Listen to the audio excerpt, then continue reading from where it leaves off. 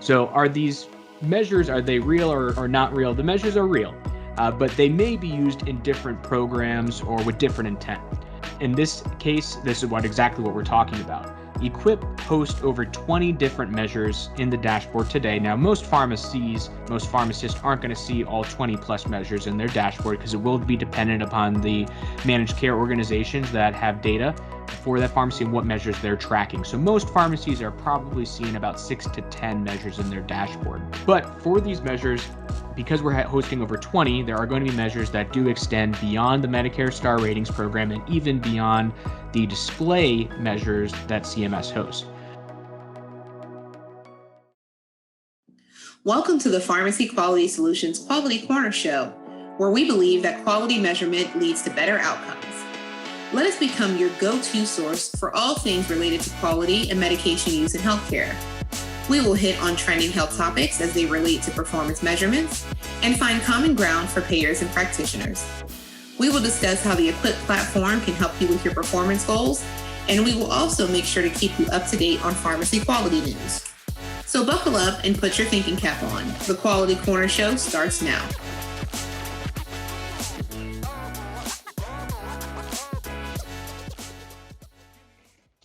Hello, Quality Corner Show listeners. I'm Nancy Chung, Chief Operating Officer at Pharmacy Quality Solutions, and I would like to welcome you to a special episode of our Quality Corner podcast. This year, PQS started presenting educational webinars on the utilization of the EQuIPP dashboard, and we are pleased to have received some great questions from attendees during our Q&A sessions. Since we have limited time during the Q&A to fully address them, we are taking the opportunity to present some of these questions using the Quality Corner podcast. Nick Dorich, PQS Senior Manager of Pharmacy Accounts, who is also our Quality Corner host, will be interviewed today by PQS Communications Specialist David Simoneaux, who produces the Quality Corner Show and EQuIPP Webinar series. We hope that you find value in this podcast. We at PQS will continue to explore various ways to help you get the most from the EQuIPP platform. To get the latest PQS news and updates on our upcoming webinars, follow PQS on Twitter and LinkedIn. That's all for now, and thank you for your engagement. David, I'll turn it over to you to begin today's show. Thanks, Nancy, for that introduction. As this is a special episode, we thought having Nick answer these EQuIPP webinar questions would be a fun way to mix things up. Having me step out from behind the computer to host, well, that is definitely unexpected. With that, Nick, welcome to the show. David, thanks for having me here. And it's been a while for me since I've been on the other side of questions for the podcast. You probably have to go back to the early parts of season 1 to hear some of the episodes, which we do recommend our listeners to go check out the entire library of Quality Corner episodes, which can be found at pharmacyquality.buzzsprout.com. Anyways, I've been helping with some of our EQuIPP webinars this summer, and you've had a hand in that. Our coworker Amanda Maluli from the PQS support team has really been leading a lot of those conversations. It's been a great team effort to come and produce these so that users and so that pharmacists can better understand EQuIPP and learn more about the platform. And I'm excited to address some of the questions that have come up in those webinars here today. Yes, and I'll add that the responses or questions we received from our first set of webinars were so impressive, we realized we should address them on the show to our Quality Corner Show listening audience. So in a way, it's kind of like listener mail, but the webinar was the source of these EQuIPP user questions, and answering them can benefit all end users. So let's just go ahead and get started. Question 1, Nick. Does PQS maintain and provide a list of products by GPI or NDC that are used in the various Pdc calculations? We do. We have several steps to source GPI and NDC data from the industry, and we do perform a rigorous QA process on that data monthly, which is used in the performance measure calculation process. We also use the monthly NDC list provided by the measure endorsers, like the Pharmacy Quality Alliance or PQA as well. Since many of the measures we track are chock full of generic products and some older medications, many of the NDC updates are really just new forms of packaging or from a new generic manufacturer. For the measures that you see in EQuIPP today, there are very few quote unquote new medications, except for maybe the specialty pharmacy measures that some pharmacies may have available. Okay, and is this list accessible to EQuIPP end users, or is that list available upon request? How does that work? Yeah, that's a great question. And the measures that pharmacists or end users will see in EQuIPP are typically licensed from a measure developer like the aforementioned PQA or the National Committee of Quality Assurance, NCQA. There may be some exceptions, but that is generally the rule. And because of that, we are licensing those measures from the groups, and we have to direct users to those measure developers for specifics on the measures in the cases of things like an exact medication list. However, I would recommend checking out the resources and FAQ tabs in EQuIPP. These will include some measure one pagers or some overviews which cover the measures, what they calculate, how they're calculated, and they're typically going to include the medication classes that are included for the measures. That's an important call out because while it may not be the NDC or GPI list exactly, a pharmacist should be able to identify based on that listing of the classes of medications that are included, they should be able to identify those medications in a patient profile. An easy example with this would be something like covering the renin-angiotensin system antagonist or RASA PDC measure, where we can identify that this measure covers ACE inhibitors, angiotensin 2 receptor blockers, and direct renin inhibitors. With these descriptions, it gives the pharmacy team enough information to conduct effective patient follow-up as you're reviewing the patient's profile or having a conversation with the patient directly. Thank you for clarifying, Nick. That's really great. Let's just go ahead and move on to question 2.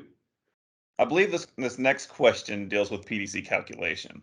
It reads, can you explain the numerator of the PDC and the overlap exception? Yes, David, and this is a popular question. It came through on the webinar, but when we've typically been out on trade shows or having meetings or consults with pharmacies, this is one of the most frequent questions that we're asked, so I'm happy to share about it here. The key details for a PDC calculation are that a day of a fill only counts as one day. There's no overlap, and overlap can't be counted. You can't have a patient that has more than 100% for their PDC. So if a patient fills a prescription early, that's fine from a measure calculation standpoint. Your pharmacy's not penalized for that. Those days are going to be counted eventually. However, for the purpose of a calculation, that new prescription fill officially starts on the first day, not covered by a current fill of a prescription. So I'll put this into some simple terms, and there is no overlap.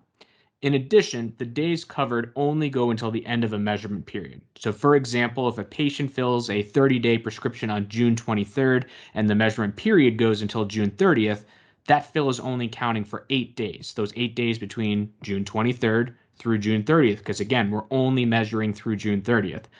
But when that measurement period extends into July, those additional 22 days of that fill will be captured. So the key points here that I would make for the pharmacist and those that ask the question, there's no overlap, and early fills, those are just going to be counted for the period after the last fill of the prior medication.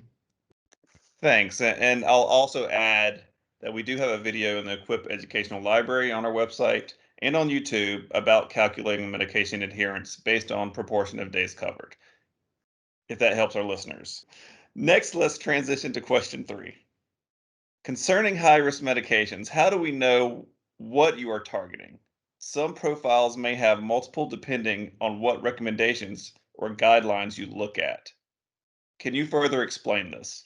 Absolutely. And for this measure, I would start off by making sure that pharmacists that they go and they take a look at the HRM measure resource and description that is again on the resource or FAQ tab in EQuIPP, because it will give a listing of the medication or medication classes that are included. I would note at this point that it's based on the Beers List criteria that's updated by the American Geriatric Society, but it's not a one-to-one for that listing. So that's an important distinction. Now, for the measure calculation itself, this measure identifies patients that may have 2 or more fills of a medication or medications that could be inappropriate for patients over the age of 65. Because of this, the pharmacist and their team should review all of the medication on the patient's profile that could fall into this measure category. Like other measures that we described above, again, those one-pagers are going to identify those classes and medications, so that's your best source. To address the patients in this measure, a pharmacist would need to work with that patient's prescriber or appropriate prescriber so they do not have 2 or more fills for any of the medications included. And David, that's a long-winded response, so I'm going to quickly summarize it here. This measure could have multiple medications for which the patient is flagged, so the pharmacist should review the patient's entire medication profile to address the performance for this measure. All right. Thank you, Nick. Next question. Do display measures also show on the dashboard? And are all of the measures displayed quote unquote real measures? And maybe this question is trying to address star ratings. Nick, what's your take on this? First of all, this is a great question, and I really appreciate the pharmacist or pharmacy team member that submitted it. It shows a great nuance or understanding that some measures are included in the star ratings, others may be display measures hosted by the Center for Medicare and Medicaid Services, CMS, and other measures may not be used in the star ratings at all. So are these measures, are they real or not real? The measures are real, but they may be used in different programs or with different intent. In this case, this is exactly what we're talking about. EQuIPP hosts over 20 different measures in the dashboard today. Now, most pharmacists aren't going to see all 20 plus measures in their dashboard because it will be dependent upon the managed care organizations that have data for that pharmacy and what measures they're tracking. So most pharmacies are probably seeing about 6 to 10 measures in their dashboard. But for these measures, because we're hosting over 20, there are going to be measures that do extend beyond the Medicare Star Ratings program and even beyond the display measures that CMS hosts. Now, when I'm consulting a pharmacy about how to understand and prioritize their analysis of data in EQuIPP, I always start with having them identify the measures that are pertinent to performance programs that they are enrolled in today. Starting with the focus on those measures is going to be key for a pharmacist to have the impact that's most meaningful to their location. But I would add that you can't lose sight of other measures in the dashboard. And what I mean by that is that if a managed care organization is looking at performance for one measure here and now, it may not be part of a performance program today or in this calendar year, but that may be a good sign that it could be included for different forms of performance program in the future. So to summarize myself here and to give a nice soundbite for everyone involved, pharmacists should take a look at the measures that are included in their performance programs, and then any additional measures should be their secondary or tertiary options for priority. That's great, Nick. Thank you. I will say that we have already approached our last question for today. All right, here's the question. If I don't have my programs, can I still see payer data for my pharmacy? Yes, and from my standpoint, understanding where to find the payer data or payer specific performance in EQuIPP that is specific for your pharmacy is actually the most important thing you can do when reviewing EQuIPP. If you did not have the chance to attend the webinar, Amanda did a great job of explaining this. So make sure you attend future webinars because I expect we'll cover more of this topic and in greater depth in the future. Now, the My Programs tab in EQuIPP, it's a good place to start, and if it's available for your pharmacy.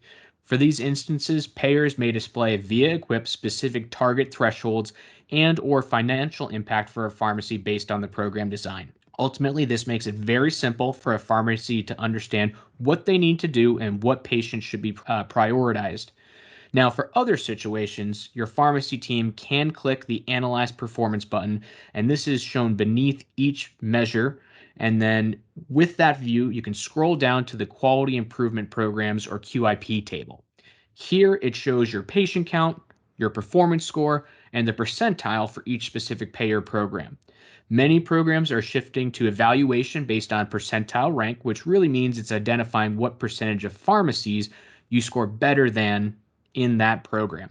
So for example, if your pharmacy is showing at the 35th percentile, that means your pharmacy is scoring better than 35% of pharmacies in that program. That really becomes a clear way to identify where your performance is relative to other pharmacies. And given that, again, many payers are moving to that form of program, that can be an area that helps your pharmacy prioritize actions and follow-up steps. Nick, thank you for taking the time to answer these questions. These were indeed some great questions from our webinar attendees that shows pharmacies out there are wanting to engage more with the EQuIPP platform, increase their level of understanding of EQuIPP, and in return, help their overall care of their patients. Should an EQuIPP user have other questions, how can they reach out to PQS? Yeah, absolutely. We do love to hear from pharmacies, and quality measures, they can be confusing. I know for myself, I went to pharmacy school. I graduated about 10 years ago. Quality measures were a new concept even at that point. So I expect that folks are going to have a lot of questions. We want to help you answer those questions as effectively and as easily as possible. So before I get into the specifics on how you can contact us, take a look at the resource page. Some of those measure one pagers are very quick and easy ways to understand the measures. Check out the FAQ in EQuIPP for additional information. And then our YouTube page, which can be found at youtube.com/PQS Great resources there. Very short videos. They're only about 3 to 5 minutes each, and we've got about 20 videos there. Be sure to go through that content. It's a great way to learn. But if you've gone through that content, or if you prefer to contact us first, there's a support widget on the EQuIPP dashboard that you can find in the bottom right corner of the EQuIPP homepage, or there's a support link in the top right corner. And then you can always email support@equipp.org, where you can fill out a support ticket with our platform. That will give you some prompts on resources that could be useful for your question. But from there, you can also go through that service to contact one of our representatives. Fantastic. That's a lot of great options, Nick.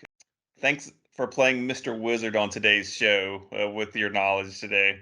That is an old-timey teacher reference for early 80s Nickelodeon fans. And I'm thinking our audience might skewer younger. So, Nick, let me pose this question to you. This is usually the time of show where we throw out a fun question for the guest anyway.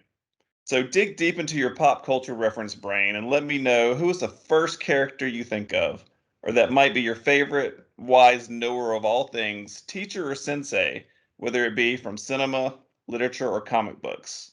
Yeah, David, this is a great great question, and I don't know if I'm going to be limited to just one one item or one character, but I'll do my best to keep it limited for today. So if I'm thinking someone that's wise or has a lot of knowledge to impart, my go-to, and it's perhaps timely since this week was Captain Jean-Luc Picard Day. That's a new holiday or recognition. It's not as popular as May the 4th, but in my mind and based on my preferences, it should be. To me, Jean-Luc Picard, perhaps the smartest, the most astute mind. One of his quotes from an episode of Star Trek: The Next Generation that I particularly love, it follows as such: "It is possible to commit no mistakes and still lose." And to me, that's always a really great reminder. We as human beings, we always strive for perfection. We want to be infallible, but sometimes the world doesn't work that way. And it's important that we don't get lost or don't get down based on what's happening or how that's going to be impacting us, but we learn from that situation and we tailor our approach going forward. So that'd be my first recommendation. I have to note one of my other favorites, and this would be from the Muppets. I grew up loving Jim Henson's Muppets, and I have to go with Ralph the dog. If you're familiar with the puppets, Ralph was basically the stand-in character for Jim Henson and his approach to life and really appreciating those that are around you and trying to make the world a better place, trying to have a little laugh while you're at it. So I would definitely recommend that part of it. And then as far as any others that we could cover, the other one, a personal favorite of mine.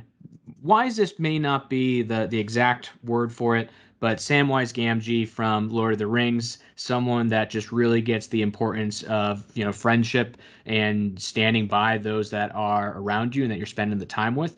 So he's not the hero of the story to most, but when I think Lord of the Rings and who really is the one that makes it happen for the ring to be thrown into the volcano, Samwise Gamgee is the true hero with that story, and he throughout that series there's a lot of wisdom that he imparts in small snippets for you. And I thought for sure you were going to throw in Splinter from Teenage Mutant Ninja Turtles, but that's okay. There you have it. You can be called the Captain Picard of EQuIPP or the Jim Henson of EQuIPP if you like, Nick. Should someone wish to reach out to you, how can they do so? Yeah, absolutely. I'm on LinkedIn. You can find me, Nick Dorich, there. And then with PQS, my email, ndorich@pharmacyquality.com. Happy to take questions as it relates to EQuIPP, quality measurement, what we're doing to really help showcase pharmacists as a leading healthcare provider. And then as shown with my question for the bonus question, happy to talk sci-fi references if you like as well. Excellent. Well, I think that's a great round of questions from the EQuIPP user base, and hopefully we can do another episode or round 2 of these questions in the near future. I believe we are setting up a few more EQuIPP webinars for later in the summer, so stay tuned for more information via our email newsletters and social media channels. Wrapping things up, I would like to suggest that you, our listeners, subscribe to our podcast, and if you have a question or topic, please let us know. Similarly, if you have a topic and would like to come on the show and talk about it, we would love that. You can DM us directly on Twitter at Pharmacy Quality. With that, I again appreciate you listening to the Quality Corner show, and there is one final message from the PQS team. The Pharmacy Quality Solutions Quality Corner show has a request for you. Our goal is to spread the word about how quality measurement can help improve health outcomes, and we need your help in sharing this podcast to friends and colleagues in the healthcare industry. We also want you to provide feedback, ask us questions, and suggest health topics you'd like to see covered. If you are a health expert and you want to contribute to the show or even talk on the show, please contact us. You can email info@pharmacyquality.com. Let us know what is on your mind, what we can address, so that you are fully informed. We want you to be able to provide the best care for your patients and members, and we wish all of you listeners out there well.